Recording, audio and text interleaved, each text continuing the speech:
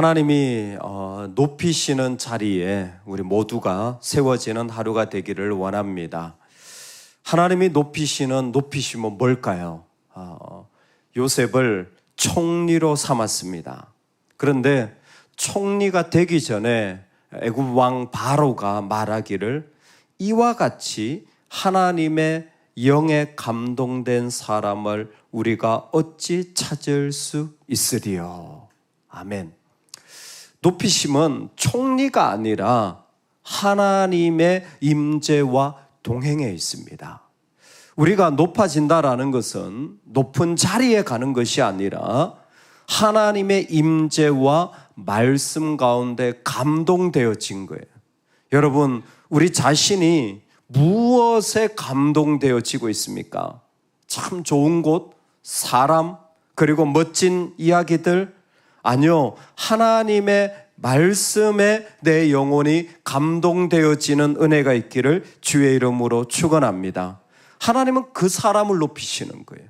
세상을 다스리실 때에 수많은 높은 자리에 있는 사람이 있지만 하나님은 하나님의 영에 감동된, 즉 하나님의 말씀에 감동되어진 한 사람을 지금도 찾고 계시는 것입니다.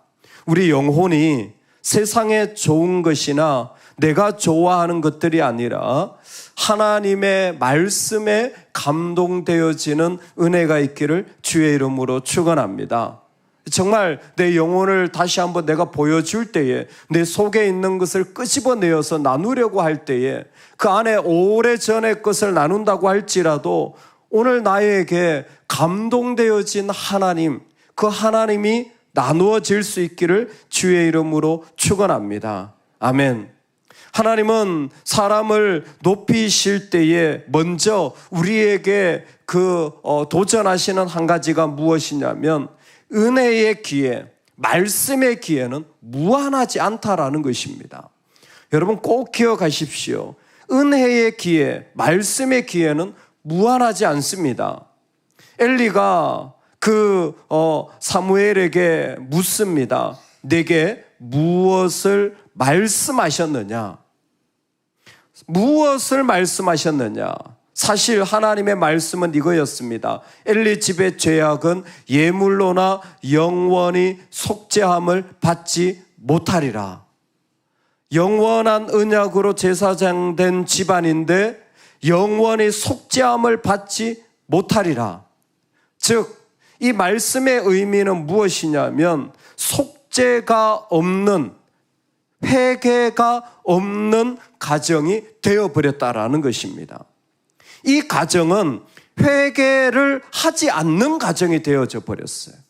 어떤 일을 만날 때에 하나님 앞에 회개의 기회를 가지는 것은 축복입니다.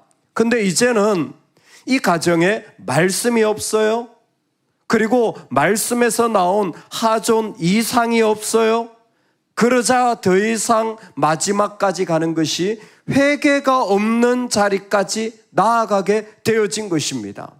왜냐하면 홈리와 비느하스는 하나님이 주신 직분을 함부로 대했고 그들은 도덕적으로도 옳지 않았으며 엘리는 그런 죄악을 보면서도 방관하며 그런 마음으로 그냥 모른 척하며 동참하는 죄를 지었기 때문입니다. 언제 이런 방광과 타락과 회개의 기회까지 갖지 못하는 일이 일어납니까? 사무엘이 여호와를 만난 이후입니다. 즉 하나님의 말씀에 감동되기 전과 그 이후로 하나님의 시대는 바뀌어져 가고 있습니다. 우리가 진리를 아는 지식을 받은 후 짐짓 죄를 범한 적 다시 속죄하는 제사가 없고, 사람이 사람에게 범죄하면 하나님이 심판하지만 사람이 여호와께 범죄하면 누가 그를 위하여 간구하겠느냐? 우리 삶의 은혜의 기회, 말씀의 기회는 무한하지 않습니다. 여러분, 우리에게 기회가 올 때에, 하나님이 나를 부르실 때에 여러분 정말 끝까지 충성하시는 은혜가 있기를 주의 이름으로 축원합니다. 정말 중요한 것은 끝까지 주님을 의지하며 나아가는 거예요. 그것이 오늘 우리의 삶의 자리에 도전되어지는 겁니다. 하나님은 너는 무엇에 감동되어 있니?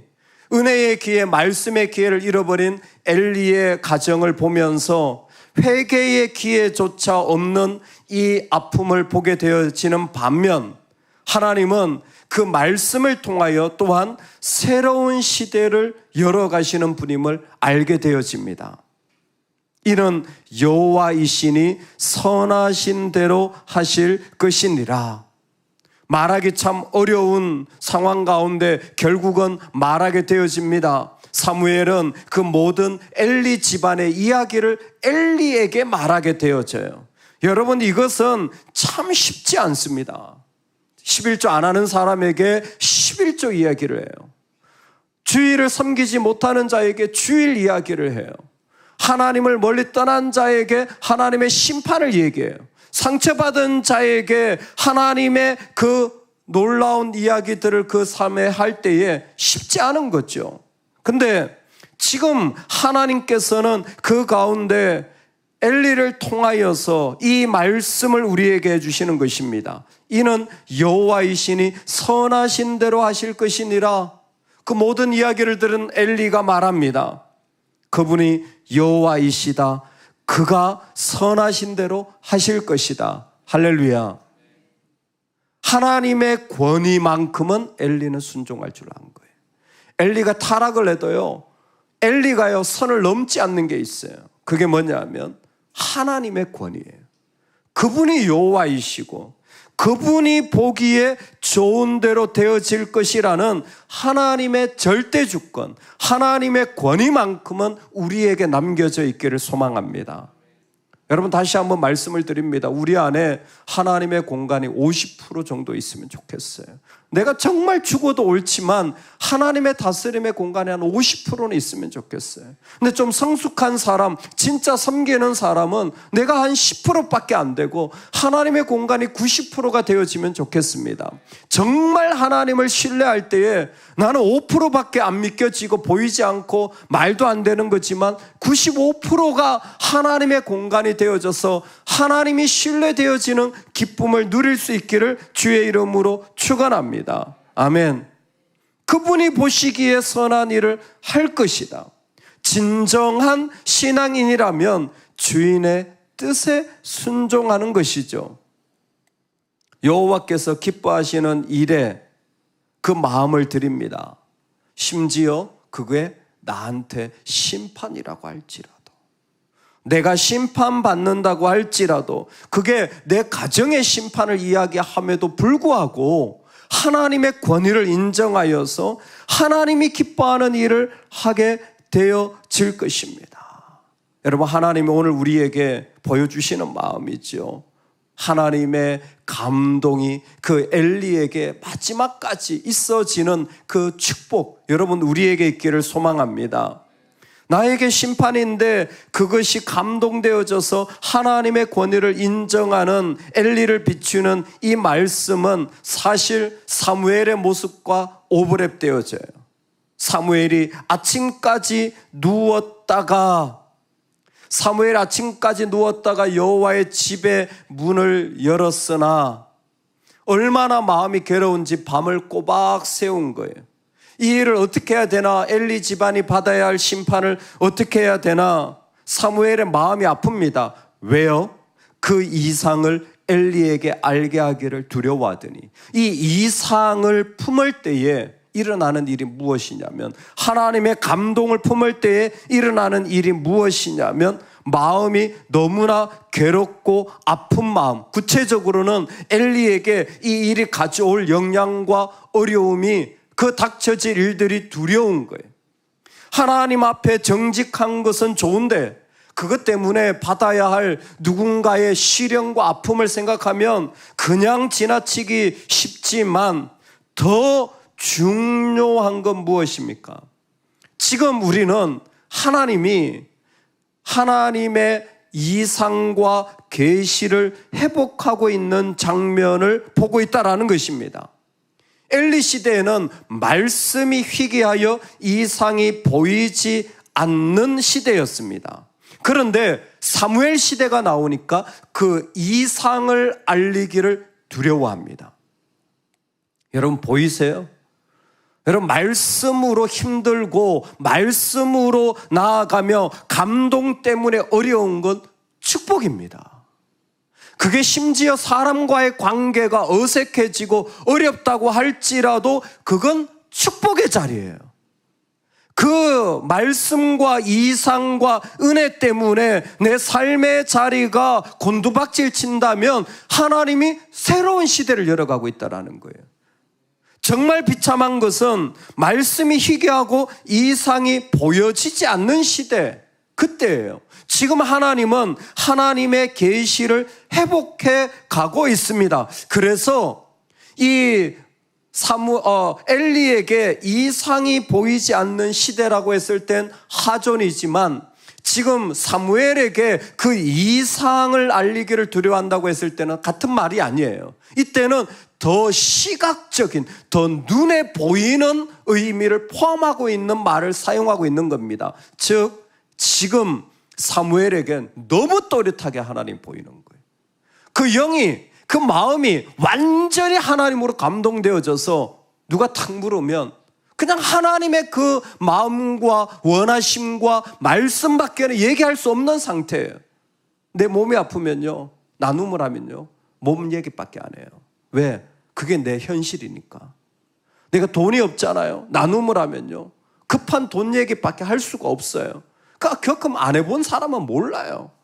보증금을 내야 되고 월세를 내야 되고 잔금을 치러야 되고 마지막 계약금을 내야 되는 이 답답함을 안 경험해본 사람은 몰라요. 왜? 그게 가득 차 있거든요. 똑같아요. 하나님의 감동이 나한테 시련이고 아픔이라고 할지라도 그 이야기밖에 할 수가 없는 거예요. 그게 지금 사무엘 시대예요. 누가? 하나님이 사무엘을 높여가고 있는 거예요. 여러분, 하나님이 우리를 높이실 때 똑같습니다.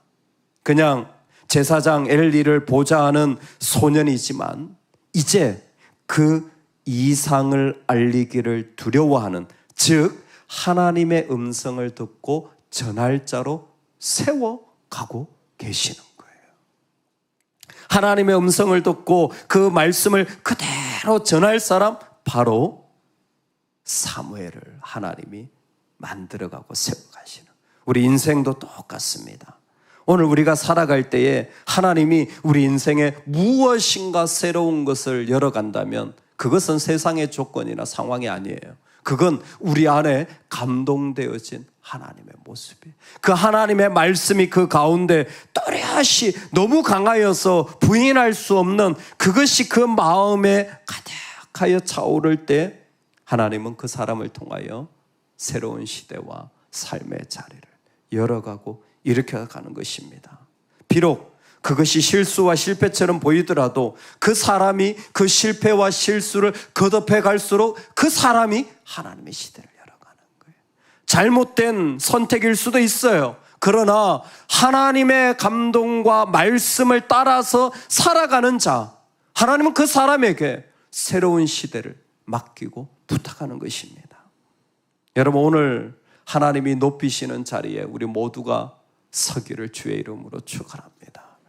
나의 인생의 모습은 세상과 비교해서 어떨지 모르겠지만, 그러나 하나님이 높이실 때는 그 사람 안에 총리라도 어떤 자리라도 하나님이 감동하여 세운 자리이기 때문에, 하나님이 감동하여 세운 자리이기 때문에 그 자리는 하나님이 영광 받으실 줄로 믿습니다. 우리 그 자리에 설 수 있기를 소망해요. 그러기 위해서는 먼저 은혜의 기회, 말씀의 기회를 절대 쉽게 생각하지 마시기 바랍니다.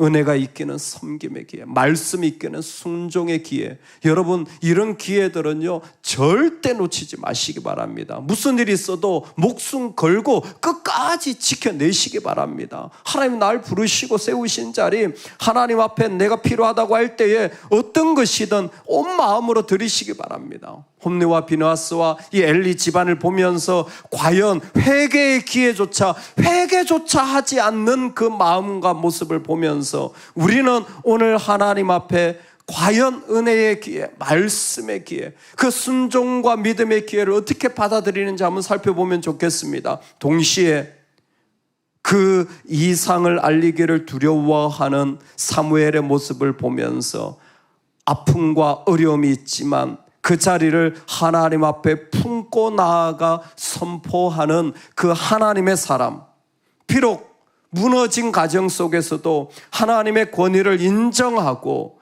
자신에게 심판이라 할지라도 그 하나님을 존중해 나가는 엘리의 이 고백, 여호와이시니 선하신 대로 하실 것이라.